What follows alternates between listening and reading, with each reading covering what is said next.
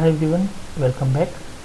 So today's video will be going to be a bit different because it will not be a tutorial video. It will not include Ionic documentation. It will not involve some UI.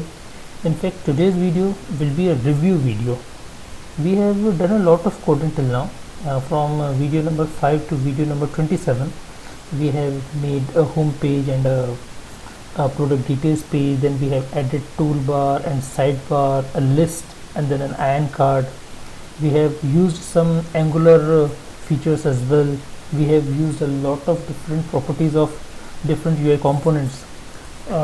So we have done a lot of things. Now it's time for a review, and joining us shortly will be our senior software engineer, or I should say senior enterprise engineer, Mr. Ashish Sohane, and he will be reviewing our code and tell us what things we did in the correct manner and what things we messed up, and he will suggest some best practices as well. And he's a senior enterprise developer at Hotfix, and he has been into Ionic for quite a long time.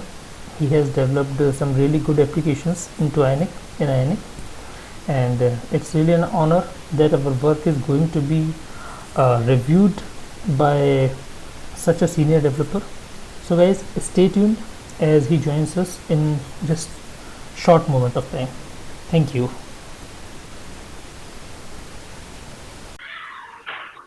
Okay Kaustubh, तो मैंने आपका code review किया है। उसमें मुझे कुछ points मिले हैं। सबसे पहले अपन होम पेज के बारे में डिस्कस कर लेते हैं कि मार्कअप क्या अपन क्या रिमूव कर सकते हैं और कैसे अपन को मार्कअप लिखना चाहिए अगर अपन कोई लिस्ट को दिखा रहे हैं तो। ठीक है, तो स्टार्ट अपन करते हैं जो अपना हेडर है उससे। तो हेडर पे अपन ने एक प्रॉपर्टी लगाई है ट्रांसल्यूसेंट ट्रू। ये जो प्रॉपर्टी होती है ये अपन जब मोड iOS होता है तब वो रन होती है। तो बेसिकली अपन इसको यहाँ पर इसकी नीड नहीं थी, तो अपन ये चीज रिमूव कर सकते हैं यहाँ से। तो फर्स्ट मेरा पॉइंट था कि जो एट्रीब्यूट्स है अपन उसको किस कंपोनेंट पर किस टाइप से यूज हो रहा है अपन उस पर ज्यादा ध्यान देके और फिर उसको यूज करें। तो ये फर्स्ट पॉइंट अपना ये है कि ये ट्रांसल्यूसेंट ट्रू ये सिर्फ iOS मोड पर चलेगा। तो इसके अभी अपन एंड बाय डिफॉल्ट जो होता है वो मोड अपना MD होता है ना? या नहीं, बाय डिफॉल्ट देखिए जब अपन बिल्ड करते हैं तब मोड डिसाइड होता है कि वो किस मोड पे चल रहा है ना? अगर अपन को इसके मोड की सेटिंग करनी हो तो अपन ऐप module.ts फाइल में जाके उसका मोड डिफाइन कर सकते हैं कि हमें सिर्फ MD में चलाना है या सिर्फ iOS में चलाना। और बाकी ये प्लेटफॉर्म डिपेंडेंट रहता है। जैसे ही अपन बिल्ड करते हैं जिस प्लेटफॉर्म पर तो वो उस प्लेटफॉर्म के हिसाब से उसको लेता है। ओके, तो फर्स्ट पॉइंट ये है ट्रांसल्यूसेंट। एक्चुअली में देयर इज अ स्मॉल मतलब एक उसमें एट्रीब्यूट है मोड, जो हर ऐप कंपोनेंट UI कंपोनेंट पे अपन लगा सकते हैं। Mode is equal to iOS और दूसरा है मोड इज MD। करेक्ट। तो ये जो मोड अपना एट्रीब्यूट है राइट, ये अपन स्पेसिफिक करते हैं कि ये सिर्फ अगर जैसे iOS मोड हो तो वो स्पेसिफिक मोड अपन पहले से प्री डिफाइन कर देते हैं। बाकी जब अपन बिल्ड करते हैं तो ऑटोमेटिकली ये चेंजेस लेता है ना? ओके, तो वो रिक्वायरमेंट पर डिपेंड करता है अपन उसको कैसे यूज कर रहे हैं। तो जैसे यहाँ पे translucent is equal to true है, तो अब जब अपन से iOS के लिए बिल्ड करेंगे, सिर्फ अपन iOS के लिए बिल्ड करेंगे तब ये प्रॉपर्टी चलेगी। अगर आप एंड्रॉइड के लिए करेंगे या वेब पर चलाएंगे तो ये चीज नहीं दिखेगी अपन को। ओके, तो क्या अपन ऐसा पहले से मान के नहीं चल रहे हैं कि क्योंकि हाइब्रिड एप्लीकेशन डेवलपमेंट है तो ये एंड्रॉइड के लिए भी बनेगा और iOS के लिए भी बनेगा? कि अपन ना कंसिस्टेंट UI चाह रहे हैं या फिर अपन प्लेटफॉर्म स्पेसिफिक UI चाहते हैं दिखाना। ओके, अच्छा अच्छा। अपनी जो बाकी एप्लीकेशन है उसमें अपन कंसिस्टेंट UI रखते हैं इररिस्पेक्टिव ऑफ प्लेटफॉर्म। तो बेसिकली अपना जो MD मोड है अपन वो उसको बाय डिफॉल्ट सेट करके और उस मोड के लिए अपन बिल्ड करते हैं। ओके, अच्छा, ओके, मतलब वो मोड ये डिफाइन करता है कि हम MD मोड के लिए ही MD मोड का जो UI फील है वही हम कंसिस्टेंटली चाहते हैं दोनों प्लेटफॉर्म्स के लिए ना?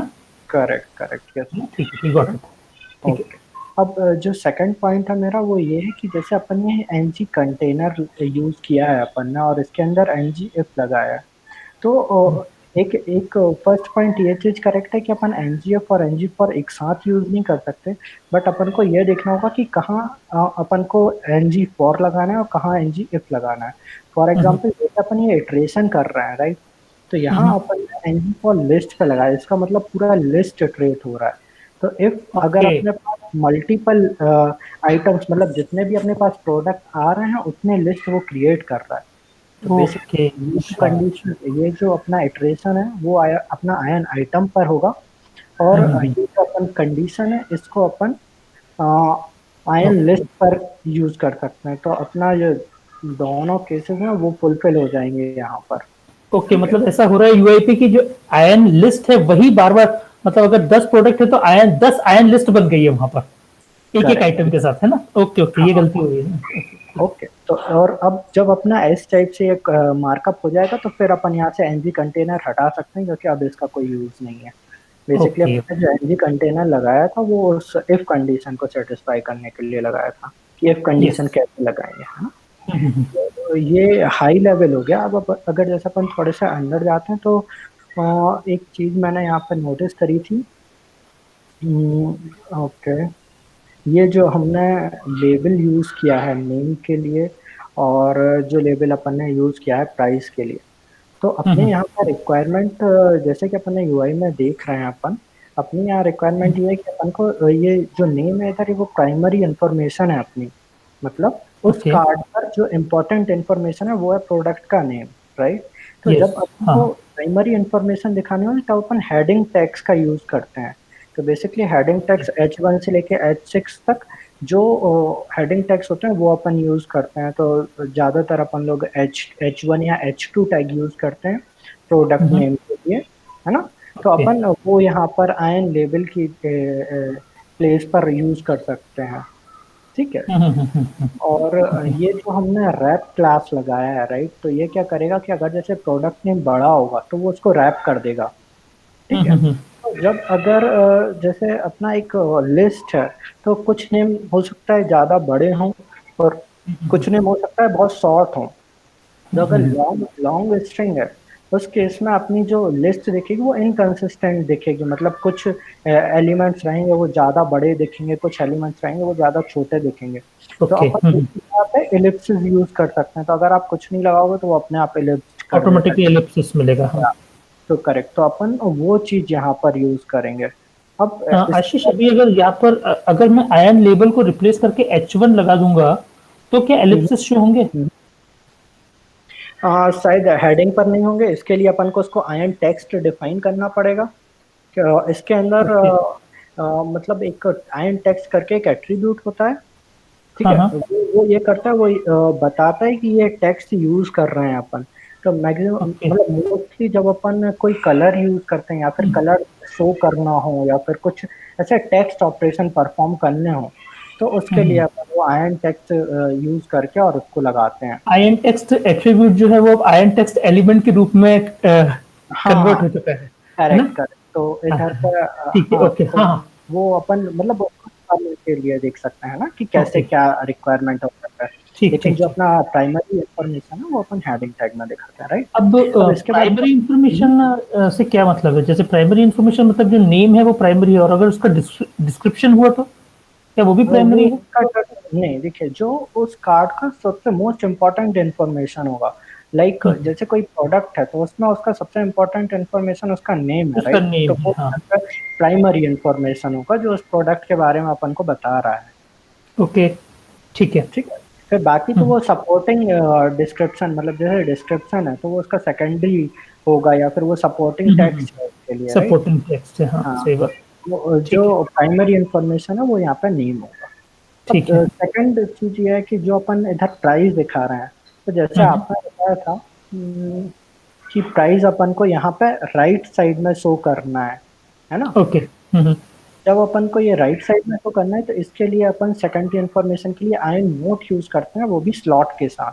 तो अगर आप ओके, इसको आयन नोट यूज करोगे और इसमें आप स्लॉट रखोगे, एंड एंड जो स्लॉट रहता है जैसे आपने यहाँ पे लगाया हाँ, आयन हाँ, बटन पे, है ना, तो सेम हम्म, इसको वो राइट अलाइन कर देगा। तो ये जो ओके, अपना है ये एक मतलब यूनिफाइड टाइप का टेक्स्ट दिखने लगेगा यहाँ पर, ओके, मतलब अच्छा, एक एक सा दिखेगा सारा, ठीक है। अच्छा, तो ठीक है। ये इस वाले पेज पर मुझे इतना लगा जो अपन करेक्ट कर सकते हैं। ठीक है। अब सेकंड पेज का मार्कअप अपन चेक कर लेते हैं, जो अपना प्रोडक्ट डिटेल पेज, राइट। हम्म। तो ये सबसे पहले प्रोडक्ट डिटेल पेज पर जब अपन हेडिंग की बात करते हैं, है ना, तो हेडिंग पे हम्म, अपन आयन लेबल यूज कर रहे हैं और उसमें प्रोडक्ट नेम दिखा रहा है। तो जैसे ये कोड चल रहा है, राइट। तो अगर अपन हम्म, लेबल देखेंगे तो एक मिनट, तो बाय डिफॉल्ट क्या करता है, उसको रैप कर देता है। तो यहाँ उसने ओके। रैप कर दिया, तो जो हेडिंग है वो स्प्लिट होकर दो लाइन में आ गई, जिससे वो डिस्टॉर्ट हो गया उसका वो, है ना, हम्म। यूआई डिस्टॉर्टेड हो गया। तो इसकी जगह पे अपन आयन टाइटल यूज करते हैं मोस्टली। तो अगर अपन ओके। इसको आयन टाइटल कर देते हैं फॉर एग्जाम्पल, है ना, हम्म। तो ये क्या करेगा, ये इसको थोड़ा सा बोल्ड करेगा और सेंटर अलाइन कर देगा ऑटोमेटिकली। और अगर नेम बड़ा है तो उसमें एलिप्सिस लगा देगा। तो ये इस ओके। टाइप से लगेगा, जैसे अपन को ये ड्यूरा सेल दिख रहा है, राइट। तो एक अब ये पॉइंट। हम्म, इसमें एक छोटा सा क्वेश्चन है, जो नेम्स है ना बहुत बड़े बड़े हैं, एक तो है ना, बहुत ही बड़े बड़े हैं। हम्म, तो क्या इनको यहाँ रखना चाहिए, या फिर सिंपल सा यहाँ पर एक हेडिंग ऐसा डाल दूं कि प्रोडक्ट डिस्क्रिप्शन, हम्म। तो है ना, करेक्ट, तो अपन मतलब। ऐसे मतलब अपन ऐसे ही पेज का हेडर देखेंगे, जैसे प्रोडक्ट है। हाँ हाँ हाँ। तो प्रोडक्ट अपना हेडिंग हो जाएगा उधर पे कि अपन प्रोडक्ट डिटेल्स दिखा रहे हैं यहाँ क्योंकि ये पे। तो रिडंडेंट इंफॉर्मेशन है, ऊपर भी प्रोडक्ट का नेम है, नीचे भी प्रोडक्ट का नेम है ना। Yes yes. तो है ना। वो अपन ठीक इधर है। पे कर सकते हैं। ये तो जस्ट मैंने एग्जांपल बताया कि कैसे अपन लेबल यूज नहीं करेंगे, होगा टाइटल यूज करेंगे, है ना, ओके, ठीक है। जब भी अपन को हेडिंग में ये दिखाना हो। उसके हम्म। बाद जो सेकंड थिंग है अपना, वो है ये आयन कार्ड्स। अब यहाँ पर ना अपन ने कुछ स्टैंडर्ड सेट किए हुए हैं कि कैसे अपन कार्ड पर इंफॉर्मेशन शो करते हैं। ओके। ठीक है। तो हम्म। बेसिकली जो अपना टाइटल होता है, जैसे अपन ने पहले बात करी कि वो प्राइमरी हेडिंग टैग्स में यूज होता है, तो H1 H2 ये वाले टैग्स अपन यूज करते हैं उधर पे, according to hmm, the requirement कि आपका यूएक्स रिक्वायरमेंट क्या है। बिल्कुल।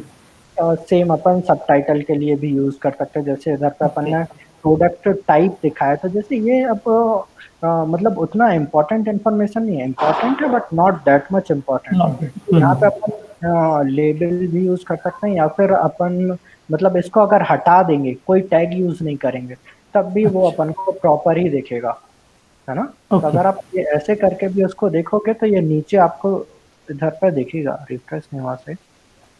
ओके। तो वो आपको यहाँ पर प्रॉपर दिखने लगेगा कि, ठीक है। है ना? तो यस। ये अपन देख सकते हैं कि कहाँ अपन को एलिमेंट यूज करने हैं और कहाँ पे अपन बिना एलिमेंट यूज करे भी उसको दिखा सकते हैं। तो जैसे ये आप ओके। टाइप देख रहे हैं ना, तो वो प्रॉपर आ रहा है, तो अपन उधर पे कोई एलिमेंट नहीं भी लगाएंगे तब भी वो वर्क करेगा। ओके। ठीक है।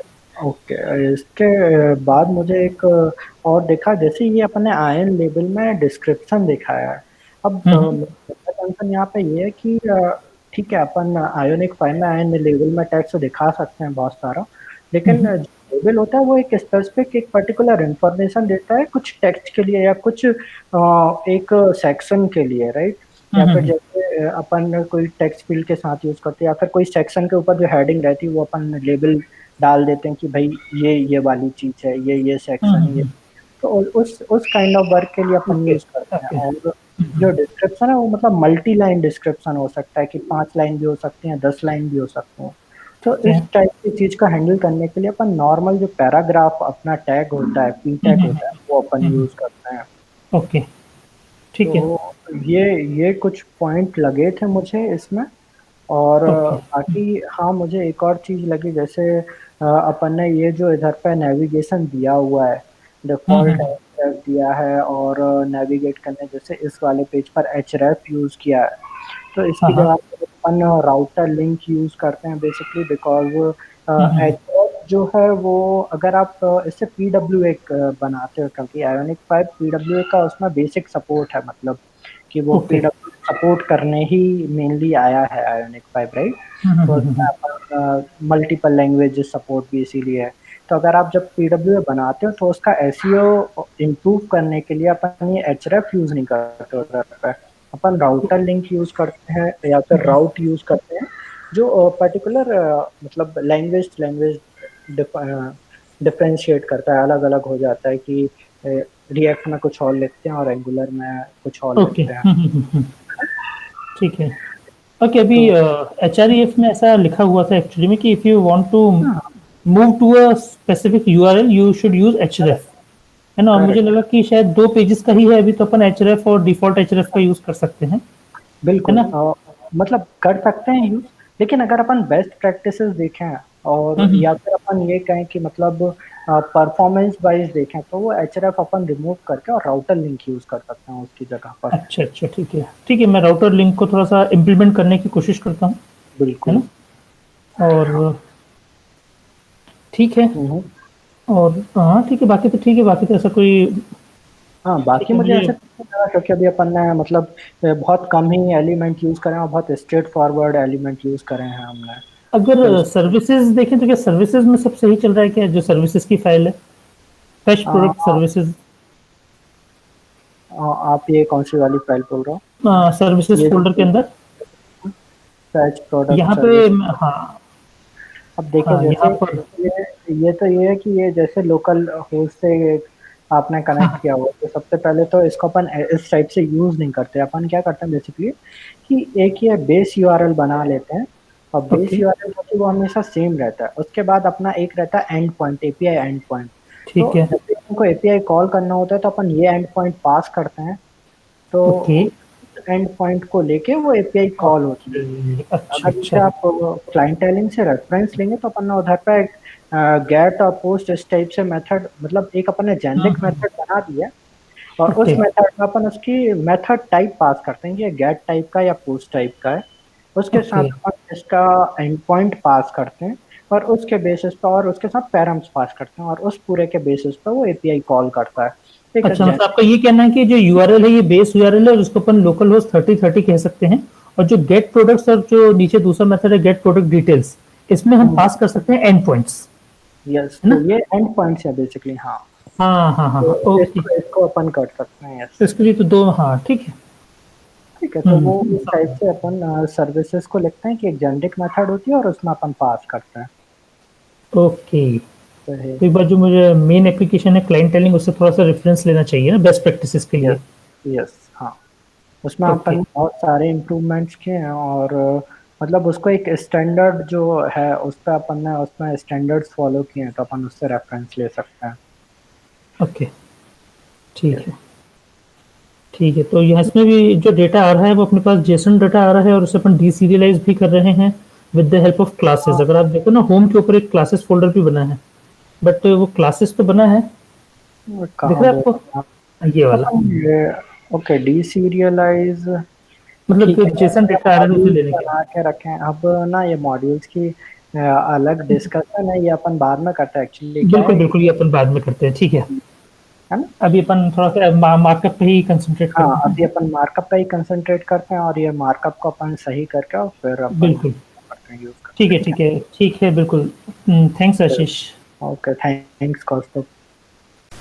That was some real good piece of advice by Ashish. And guys, in the next video what we are going to do is we are going to work upon the feedback provided by him, and see that our code is now in compliance with best practices. So guys, stay tuned for the next video. Thanks.